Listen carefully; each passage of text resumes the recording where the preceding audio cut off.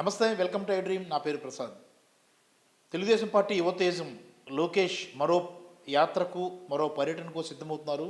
యువగళం పాదయాత్ర మధ్యలోనే ముగిసిపోయిన నేపథ్యంలో ఇటు ముఖ్యంగా ఆంధ్రప్రదేశ్ సంబంధించినంత వరకు ఉత్తరాంధ్ర ప్రాంతం అంతా కూడా తాను యాత్ర చేయలేదన్న భావనలో ఉన్నారు.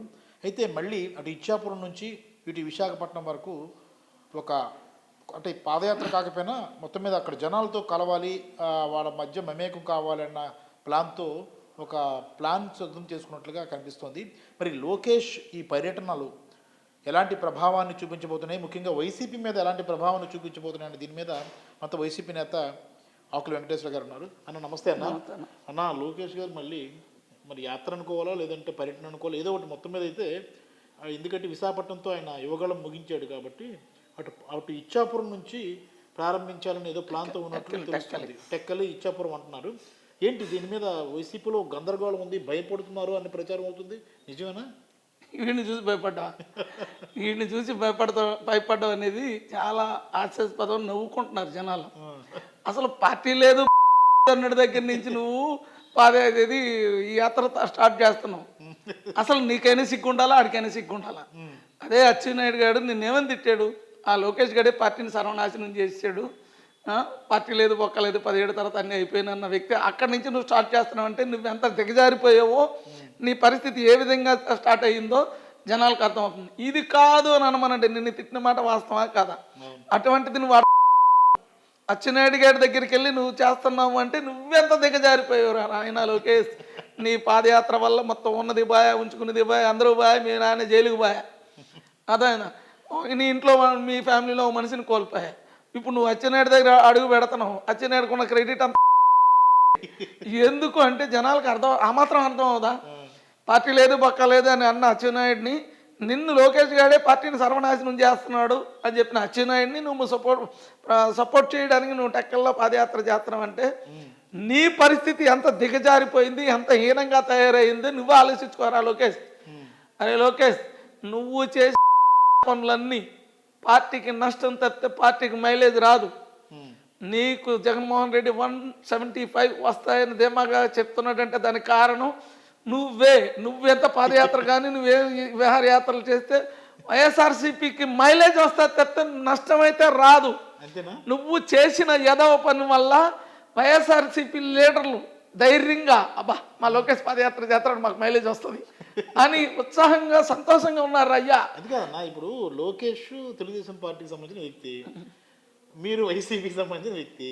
అంటే లోకేష్ పాదయాత్ర చేస్తే వైసీపీ లాభపడడం ఏంటి? నాకు ఆశ్చర్యంగా అనిపిస్తుంది. ఆశ్చర్యం ఏముంది? పార్టీ లేదు బొక్క లేదు. అచ్చెన్నాయుడు గారు చెప్పిన తర్వాత అదే అచ్చెన్నాయుడు లోకేష్ గారి వల్ల పార్టీ అని చెప్పిన వ్యక్తి ఇప్పుడు పాదయాత్రలో ఏదో చేస్తున్నాడు కదా, ఆ యాత్ర వల్ల జనాలకు ఏమవుతుంది? మరి నిన్ను అచ్చెన్నాయుడు అంత బండపూతులు తిట్టాడురా, నువ్వు అడిగి సపోర్ట్ చేస్తున్నావు అంటే నీ హీనమైన బతుకు ఇక్కడే అర్థమవుతుందిరా అని చెప్పేసి వైసీపీ ఇప్పుడు లోకల్ క్యాడర్కి అర్థం అవుదా? నువ్వు తిట్టిన వ్యక్తి దగ్గరికి వెళ్ళి నువ్వు వెళ్ళి ప్రచారం చేస్తున్నావు అంటే నీ ఎంత హీనస్థితికి దిగజారిపోయావు. నీకు దమ్ము ధైర్యం ఉంటే అచ్చెన్నాయుడు నిన్న ఆ మాట అనలేదని చెప్పరా. దానికి నేనే కదా ఉదాహరణ, నేనే కదా విట్నెస్ సాక్ష్యం, నేనే సాక్ష్యం. లోకేష్ గారి వల్ల పార్టీ నాశనం అయిపోయింది. మరి లోకేష్ గారి వల్ల పార్టీ నాశనం అయిపోయిందని చెప్పిన అచ్చెన్నాయుడు లోకేష్ గారిని ఎలా కాన్స్టిట్యున్సీకి పిలిపించుకుంటాడు? అంతేనా? అంటే మరీ అంత తక్కువ చేసి చూడడం ఏంటన్నా? లోకేష్ అంటే కొంత ప్రభావం చూపిస్తారు కదా తెలుగుదేశం క్యాడర్లో. జనం ఏమి ఆడి బొంద చూపిస్తుంది. ఆడి వల్ల పార్టీకి నష్టం తప్పితే ఆడెంత తిరిగితే వైఎస్ఆర్సీపీ పార్టీకి అంత ఉత్సాహం ఉంటుంది. ఎందుకో చెప్పమంట, మొన్న 10 రోజులు కనబడకుండా ఎందుకు పోయాడు? వీడు మళ్ళీ అక్కడ కలెక్షన్కి డబ్బులు వసూలు చేసుకోవడానికి, ఎందుకంటే ఆ కాన్స్టిట్యున్సీలో ఉన్న లీడర్లు అందరి దగ్గర డబ్బులు కలెక్ట్ చేసుకోవడానికి వీడు యాత్రలు మొదలుపెట్టాడు. ఎందుకంటే మన పాదయాత్ర మొదలుపెట్టి యువగలం పాదయాత్ర మొదలుపెట్టి ఒక 500 కోట్లు ఎంతో జనాల దగ్గర కలెక్ట్ చేసేటట. ఉన్న కాన్స్టిట్యున్సీలో ఎలా కలెక్ట్ చేయాలనే ఉద్దేశం, కలెక్షన్ కింగ్ లోకేష్. కలెక్షన్ చేయడానికి ఈ యాత్రలో అంతేనా? 100%. ఇప్పుడు ఉదాహరణకు ఒక మాట అండి, ఇదే అచ్చెన్నాయుడు లోకేష్ గారి వల్ల పార్టీ సర్వనాశనం అయిపోయిందని చెప్పిన మాట వాస్తవం కాదా? మరి అదే లోకేష్ అచ్చెన్నాయుడు ఎందుకు నాకుతున్నాడు? అచ్చెన్నాయుడు అంటే అంటే నెంబర్ 2 అంటే ఇప్పుడు లోకేషే అంటారు కదన్నా. అటు బొంద నెంబర్ 2 అండి బాబు. దేనికి నెంబర్ 2? వెనుపోటు ఫోటోలో నెంబర్ 2. అలాగంటే ఇప్పుడు చంద్రబాబు నాయుడు తనయునుడిగా లోకేష్కి అంతో ఎంతో ఇప్పుడు నెంబర్ 2గానే చెప్పుకుంటారు. ఓకే, అతను సమర్థుడా అసమర్థుడా అనేది పక్కన పెడితే నెంబర్ 2గానే చెప్పుకుంటాడు. ఆయన మాటలు గత ప్రభుత్వంలో చెల్లుబాటు అయ్యాయి. అంటే అసలు లోకేష్ ప్రభావం అనేది ప్రజల మీద ఏమాత్రం కూడా ఉండదని మీరు నమ్ముతున్నారా? అది జనాలకి చంద్రబాబు నాయుడు పోయిన తర్వాత తెలుస్తుంది. అంతేనా? వీడి బతుకు, వీడి కథ, వీడి దీన్ని, ఓకే, వీడు ఎవడకు న్యాయం చేశాడని. వీడు నా ఇంటికి వచ్చి నా అంకులు అని చెప్పిన నాకేం న్యాయం చేయలేడు. ఇంక జనాలకి ఏం న్యాయం చేస్తాడు వీడు? నా దగ్గర డబ్బు లేదని కదా ఆ రోజు ఈ రోజుకి చెప్తున్నా. కేఎల్ నారాయణ అనే వ్యక్తి మా వాడిని ఎందుకు ఇబ్బంది పెడుతున్నావు, నన్ను నిధిలో పెడుతున్నాడు.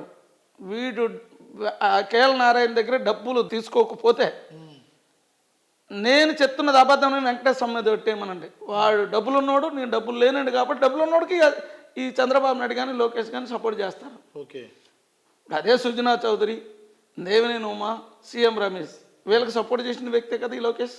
అవును అవును. కింద జెండా మోసినోడు ఎవరికైనా సపోర్ట్ చేశాడా?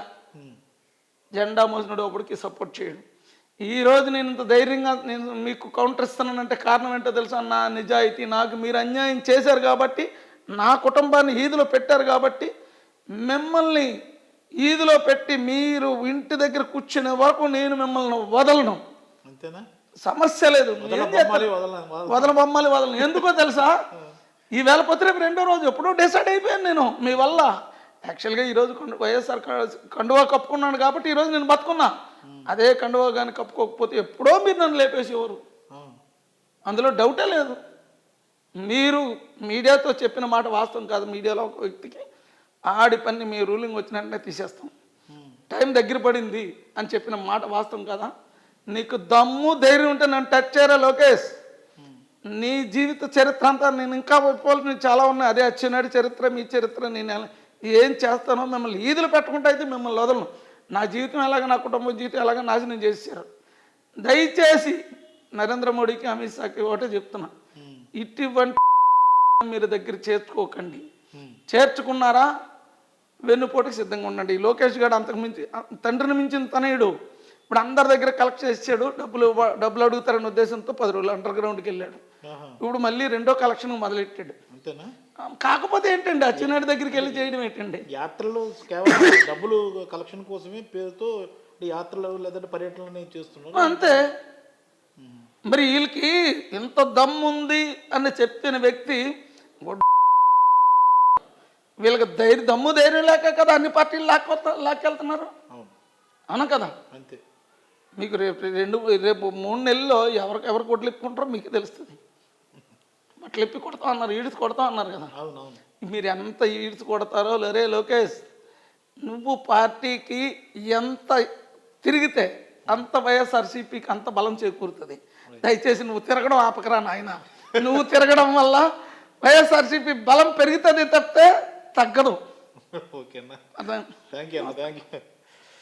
ఇదేదో బాగుంది. ఇది చాలా ఆశ్చర్యం అనిపిస్తుంది. ఎందుకంటే నారా లోకేష్ పర్యటిస్తే వైసీపీకి లాభం కలుగుతుంది అన్నది వైసీపీ నేత వెంకటేశ్వర గారు చెప్తున్న మాట. ఇది వింటేనే మనకు ఆశ్చర్యము లేదంటే నవ్వు కూడా వస్తుంది. ఇది ఎలాగో అంటే ఖచ్చితంగా అంటే అంత ప్రభావం లేని వ్యక్తి, పైగా ఏం పని చేసినా అది బూమ్రాంగ్ అయ్యే వ్యక్తి లోకేష్ అన్న భావనలో వైసీపీ వర్గాలు ఉన్నాయి. ఇప్పుడు తాజాగా ఉత్తరాంధ్ర ప్రాంతంలో కొన్ని ప్రాంతాలు పర్యటించడం ద్వారా పార్టీ బలోపేతానికి ఆయన కొన్ని చర్యలు తీసుకుంటారని ప్రచారం జరుగుతుంది. ఇది జరిగితే మాకే మంచిదన్న భావనలో వైసీపీ వర్గాలు ఉన్నాయి. మొత్తమే చూసుకుంటే లోకేష్ వ్యవహార తీరు కానీ ఆయన పర్యటనల మీద వైసీపీ చాలా లైట్ తీసుకుంటున్నట్లుగానే కనిపిస్తుంది. కెమెరామెన్ మూర్తితో ప్రసాద్, ఐడ్రీ మీడియా, విశాఖపట్నం.